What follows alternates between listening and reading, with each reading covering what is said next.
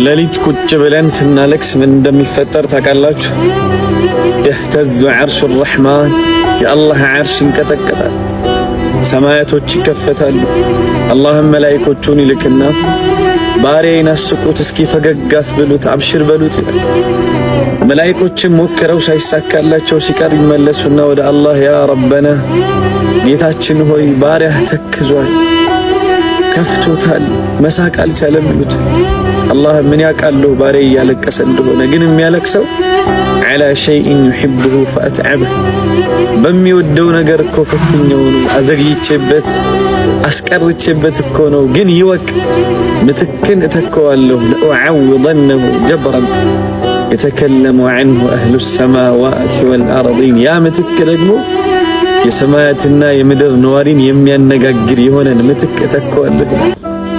አላህ ማለት ለኛ ጠበቃ ዋስ መከታ ማለት ምትክ ማለት። ስለ አላህ ምን ተወርቶ ምን ይተዋል? ለአላህ ያላችሁ ፍቅርስ በምን ትገልጹታላችሁ? የተሰማችሁን እስኪ ግለጹ። በዚህ ሶሻል ሚዲያ እና በረብሻ በበዛበት ዓለም ውስጥ በአንድ ነገር ላይ ትኩረት ወይም ፎከስ ማድረግ ትልቅ ፈተና ሆኗል። ብዙዎቻችን ስራ እንጀምራለን ግን አንጨርስም። ቁርአን ለመቅራት እንቀመጣለን ግን ሐሳባችን ሌላ ቦታ ይሄዳል። ቀልቤ ታመመ አክሙኝ አላቸው። ወንጀል በጣም ለወንጀል እየተዳፈርኩ ነው፣ ምን ይሻለኛል አላቸው። አሁን የምጠይቅህን ጥያቄዎች ከመለስክ ወንጀል የትም እንደፈለክ መስራት ትችላለህ አሉት። አሁን የምጠይቅህን ግን መመለስ አለ። ወንጀል የምትሰራ ከሆነ አሉ የአላህን ሪዝቅ ሳትጠቀም ለመስራት ሞክራሉት። ስራ ችግር የለም። የአላህን ሪዝቅ ሳትጠቀም ወንጀል ስራ።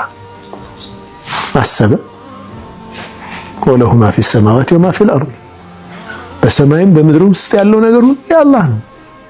ከሱ ሪዝቅ ውጭ መኖር አልችልም። እሺ ይቀጥሉ አላቸው። ሁለተኛ ከሱ ግዛት ውጭ ነው ስራ አሉት። ከአላህ ግዛት ውጭ ነው ስራ። እሺ ይቀጥሉ አላቸው። ይሄ ያከሙት ነው ቀልቡ ላይ ቴራፒ ነው። እሱ የማያይህ ቦታ ፈልገህ ስራ አሉት። የፈለግከው ወንጀል ግን ስራ፣ ግን አላህ እንዳያይህ አሉት። አላህ እንዳያይኝማ አልችልም አለ። ጠይብ እንዲህ ከሆነ መለከል መውት ሲመጣ አልሞትም በል። ይህንን አልሞትም ብለህ መቅረት መቻል የምትችል ከሆነ ወንጀል ስራ እንደፈለግክ ስራ። አይ እሱንማ አልችልም አላቸው። በሕክማ በጥበብ አሰበሩት። ነገ የቂያማ ቀን ሒሳብህ ጎሎ ወደ ጀሃነም የሚወስዱህ መላእክቶች ሲመጡ አልገባም በላቸው። አልሄድም ጀሃነም።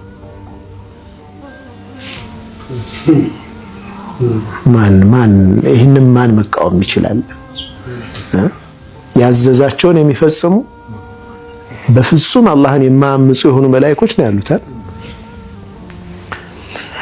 ልጅ አሉት የአላህን ሪዝቅ እየበላ የተመገብክ በሱ ግዛት ስር ሆነ ከሱ እይታ ላትርቅ ከሞት ላታመልጥ ሒሳብህ ጎሎ ወደ ጀሃነም ሂድ ስትባል እንዲህ ማለት ማትችል ሰው ሆነ እንዴት አስበህ ነው የአላህን ህግ የምትጥሰው? እንዴት ትዳፈራለህ? ሪያሊቲው ይሄ ከሆነ በቃ ምንድና ማነህ አንተ የአላህን ሐቅ የምትዳፈረው? ዓቢዱል ኩፋ ተባለ ይላሉ በኋላ ላይ። ያ ሰው እኮ እንደገና ተውባ አድርጎ በቃ የከተማዋ ዓቢድ እስከ መባል ደረሰ። ይህንን የትኩረት ማጣት ችግር ለመቅረፍ እኔን የረዳኝና በኢስላማዊ እሴቶች ላይ የተገነባው የሶስቱ ሲስተም ነው። አላህ ምናልባት አላህ እኛን እያኖረን ያለው ህይወት እኛ ያልወደድነውን ሊሆን ይችላል። ግን አላህ እኛ ምንም አንውደደው እንጂ በእርግጠኝነት የሚያኖረን ህይወት ለኛ ኸይር ያለውና የተሻለውን ህይወት ነው። ለዚህ ነው ቁርአን ላይ وعسى أن تكرهوا شيئا وهو خير لكم እናንተ የጠላችሁትና ያልተመቻችሁ ነገር ለእናንተ ኸይር ያለው ነገር ይሆናል وعسى أن تحبوا شيئا وهو شر لكم እናንተ የወደዳችሁለትና የተንገበገባችሁለት ህይወት ደግሞ ለእናንተ ሸር ያለው ይሆናል ይላል አላህ Subhanahu Wa Ta'ala والله يعلم وأنتم لا تعلمون ታዲያ አላህ ነው የሚያውቀው እናንተ ግን ለራሳችሁ እንኳን የማታውቁ ሰዎች ናችሁ ይላል አላህ Subhanahu Wa Ta'ala ታዲያ እኛ በማናውቀው መልኩ ለኛ የተሻለውን እየመረጠ ለሚያኖረን ጌታ ጥራትና ምስጋና ይገባው አልহামዱሊላህ ያ ሰላም አንደኛ ትልቅ ንያ ትኩረት የሚጀምረው ከልብ ነው ማንኛውንም ስራ ከመጀመርህ በፊት ይህንን ስራ የምሰራው ለአላህ ብዬ ነው የሚል ንያ አድርግ ስራህን ወደ ኢባዳ ስትቀይረው አላህ በጊዜህና በሐሳብህ ላይ በረካ ያወርድልሃል ንያ ሲኖር አላማ ይኖራል አላማ ሲኖር ደግሞ ትኩረት አይጠፋም በአቋራጭ መክበር የለም ወጣቶች በአቋራጭ ለመክበር ሲስተም ውስጥ መኖር አለ መንገዱ ላይ ያለ ስትማስል ፓስወርዱን ታገኘዋለህ ያኔ ትዘላለህ ማንኛውም ነጋዴ ማንኛውም ሀብታም ለመሆን ሲስተም ውስጥ ያልፋል ድንገት ይገጥማል ትወጣለህ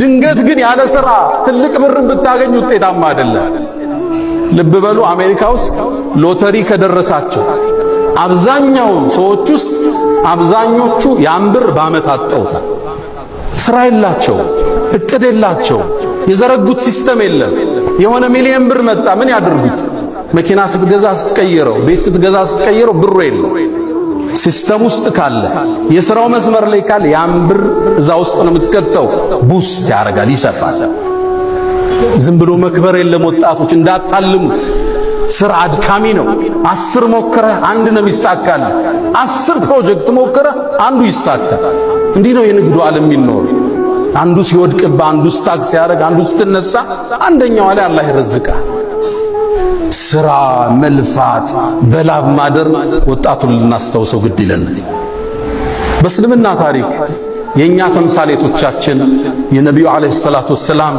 ሰሃቦች ናቸው قل الحمد لله وسلام على عباده الذين اصطفى قل الحمد لله مسغانا لله يሁን وسلام سلام مسفن على عباده الذين اصطفى الله ለመረጣቸው ባሮቹ ሐሰን አልበስሪ ምን አለ እዚህ የተጠቀሱት የነብዩ ባልደረቦችን ነው ሰለላሁ ዐለይሂ ወሰለም እነዚህ የኛ ሞዴሎች ናቸው ከአስሩ አንድ ቦታ ላይ የጀነት ከተባሉ ሰሃባዎች ውስጥ 6ቱ የዛ ዘመን መልቲ ሚሊዮነሮች ነበሩ ሁለተኛ ትውውቅ ከኢህሳን ጋር ነብዩ ሰለላሁ ዐለይሂ ወሰለም አላህ ከእናንተ አንዳችሁ ስራን ሲሰራ አሳምሮ በጥራት እንዲሰራው ይወዳል ብለዋል ኢህሳን ማለት አላህ ያየህ እንደሆነ አውቀህ ስራህን በጥራት መስራት ነው አላህ እየተመለከተኝ ነው የሚለው ስሜት በውስጥህ ሲነግስ ለስራው ያለህ ትኩረት በከፍተኛ ሁኔታ ይጨምራል ሰበቡን ከያዝን በኋላ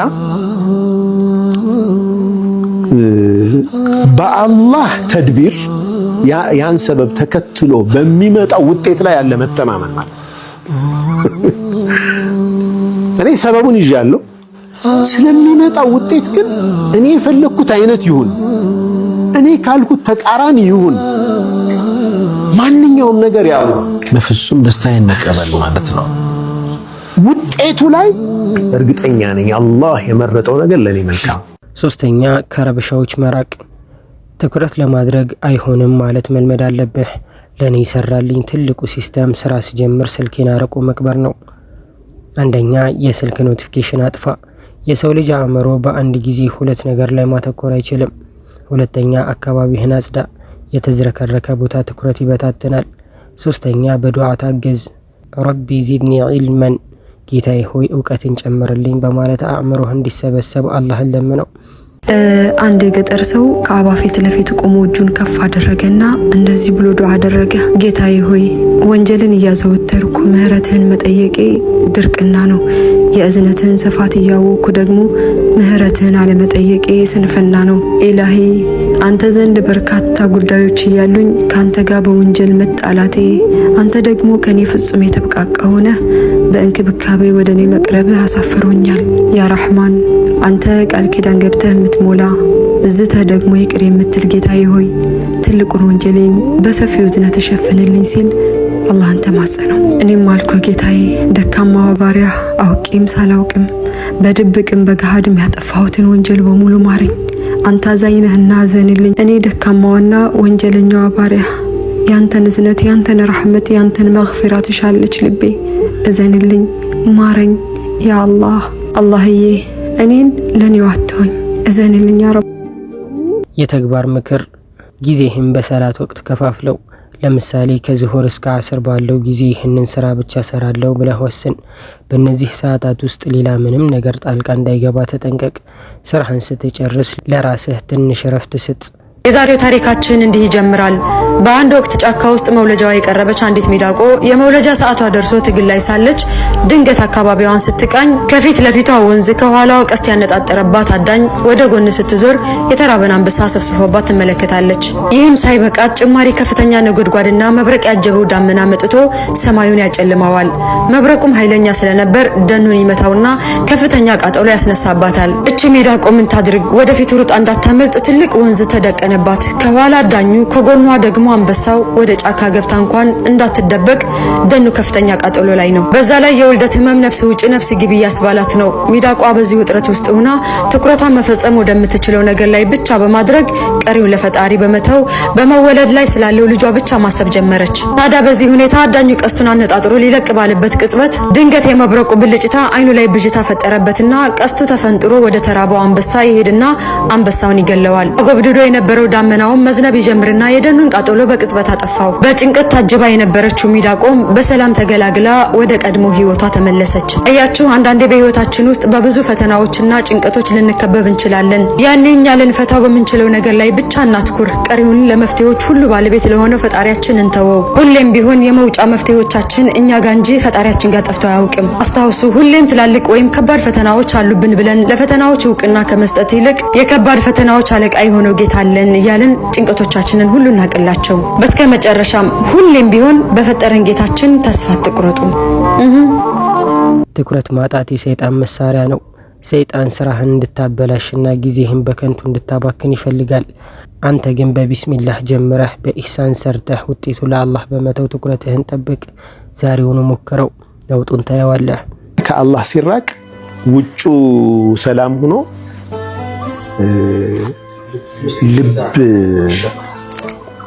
ልብ ንጣት ውስጥ ይገባል። አርዝኩክ አይነት ይናወጣል። ምን ሆኖ ነው ሰውየው ትላለህ። የጎደለው ነገር የለም። ኢኮኖሚ ችግር የለበትም። ልጆች አሉት፣ ሁሉም ነገር አለው። ሶሻል ስታተስ አለው። በቃ አንድ ሰው ዱንያ ላይ የሚፈልጋቸውን ነገሮች ሁሉ መሰረታዊ ከመሰረታዊም በላይ አልፎ እያለው ግን ውስጡ ሰላም የለውም። ልቡ አይረጋጋም። ለዚህ ነው በኢኮኖሚ ከፍተኛ ደረጃ ላይ ደረሱ የሚባሉ ሀገሮች ውስጥ እንደ ስዊድን አይነት ሀገራት ሱሳይድ ይበዛል። ዜጎቻቸው ራሳቸውን ያጠፋሉ። ቁሳዊ ችግር ኖሮባቸው አይደለም፣ አንደኛ ናቸው። እንደውም ውስጥ ያለ መንፈሳዊ ሰላም ንጠት ውስጥ ስለሆኑ፣ ሰላም እጦት ላይ ስለሆኑ፣ የውስጥ መረጋጋት ስለሌለ፣ ሙእሚን ደግሞ ፊቃ ቢላህ ሱብሓነሁ ወተዓላ የደገፈው ነገር ስላለው ልቡ በአስባብ ላይ እንጠለጠልም ማለት ነው። ልቡ በቁስ ጉዳይ ላይ እዚህ ጋር ባለ ፊዚካል ወርልድ ላይ ያለ ጉዳይ አይደለም። እሱ ሜታፊዚካል ላይ ነው ያለው። ከዚህ ከቁሱ ዓለም ውጪ በሆነ ዓለም ውስጥ ነው የሚኖረው። እዚህ ውስጡ መረጋጋት፣ እዚህ ምንም አይነት ሙሲባ አይሰብረውም። ሱኩኑል ቀልቢ ወጠመእኒነቲ አሲቃ ቢላህ ሱብሓነሁ ወተዓላ። ልብ ይሰክናል፣ ይረጋጋል።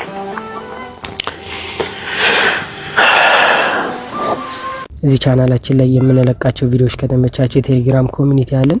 ሊንኩን ኮሜንት ላይ አስቀምጥላችኋለሁ። ገብታችሁ ፎሎ አድርጉ። ለዚህ ቻናልም አዲስ ከሆናችሁ ሰብስክራይብ በማድረግ ቤተሰብ ሆነው